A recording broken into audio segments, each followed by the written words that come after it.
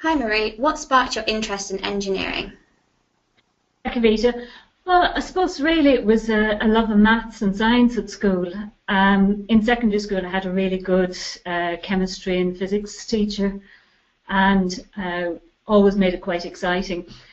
So, in an all-girls school in the 1980s, the secondary school in Cork that I attended, the career guidance wasn't. I suppose it wasn't probably what you'd get at the moment. It was very much limited to more traditional opportunities for women. Teaching and medicine were the careers that were talked about, and while they're very admirable professions, they just didn't seem right for me.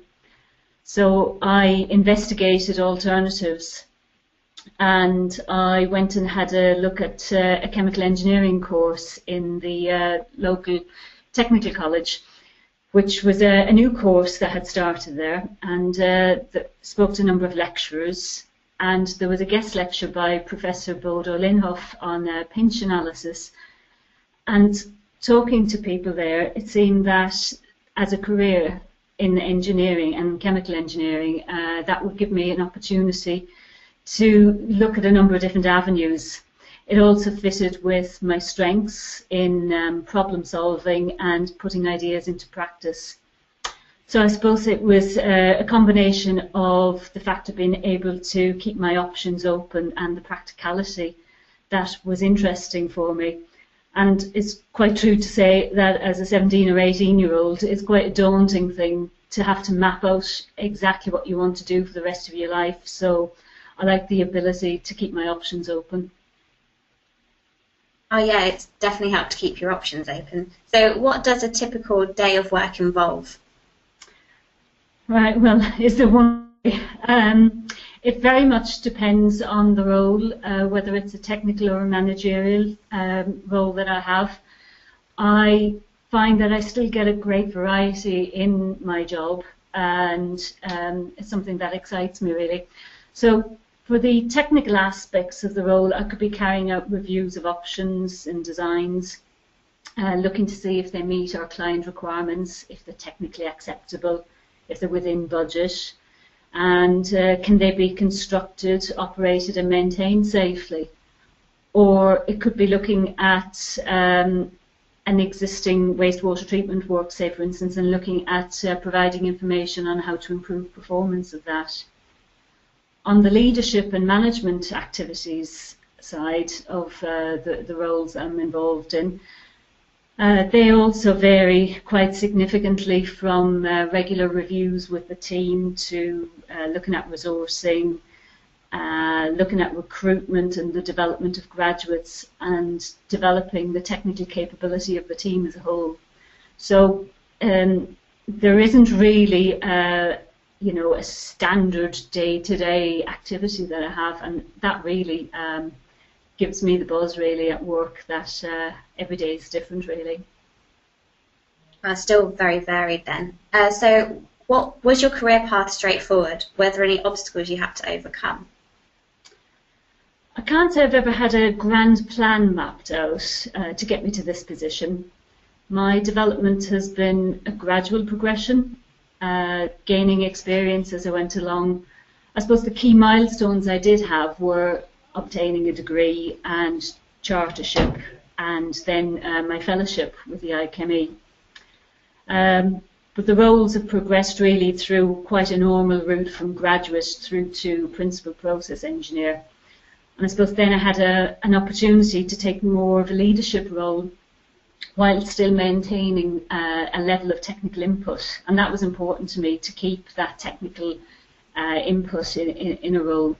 So some of the roles I've had as head of process engineering or head of engineering disciplines and head of engineering roles have given me that opportunity to have that blend that really suits me, because I really enjoy the mix of technical and people-focused activities.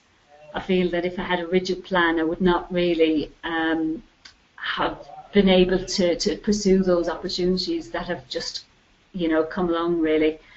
So I suppose my advice for a long and happy career is to find a role that gives you an opportunity to learn. to be challenged and to feel empowered that you can make a difference. And if you can find a role like that, then you're onto a winner. You asked me about obstacles. With regard to obstacles, other than getting people to understand my accent when I first came to the UK, then not really.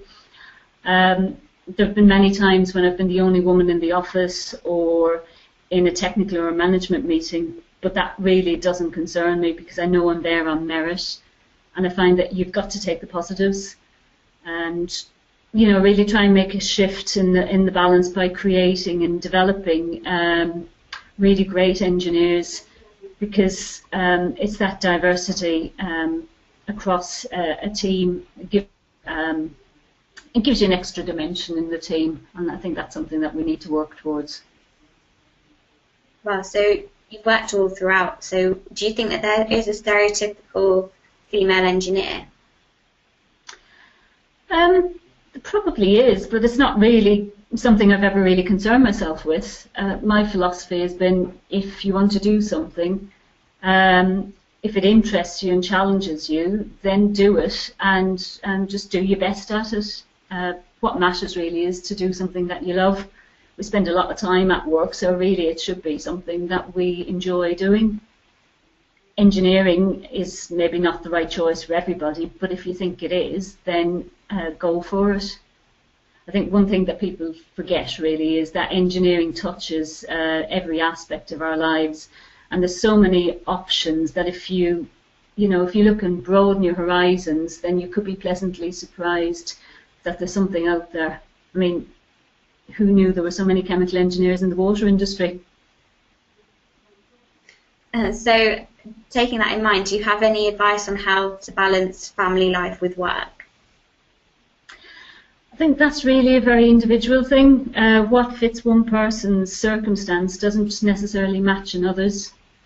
For me, it's about prioritising my workload, being realistic in what can be achieved, working with the team to make sure that we're all contributing, pulling together to meet our objectives. And sometimes long hours are just unavoidable, but then it's important to make the most of your home and your holiday time. And I really enjoy my holidays. Some good advice. So do you think, what can companies do to better promote their opportunities to women? Right, so this is, I think, a wider issue than just about companies employing women.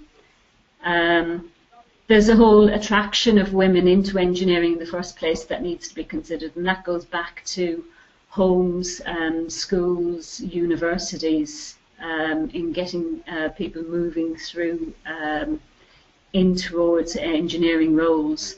I think also the image of engineering in the media has a huge influence, and a more sympathetic image really would help to break down some barriers to women going into engineering. Things that companies can actually address themselves, though, are looking at helping out on some of those earlier issues, say for instance by supporting schools with a mixture of staff who can go out and articulate what engineers do and relate to different age groups. Also, some things that companies can do are providing mentors and role models from within the company to demonstrate an active network there and progression that it's available within a company. To support flexible working where possible, and that could be part-time working or job shares, but really to look at individuals, treat people individually and don't prejudge what you think would suit in terms of work patterns and opportunities and challenges, because people are different and need different things. And also remember to celebrate success by giving credit to all of the team members. Well, so thank you very much for your time, Marie. It's been a real pleasure listening to your thoughts. Thank you. Thanks, Kavita.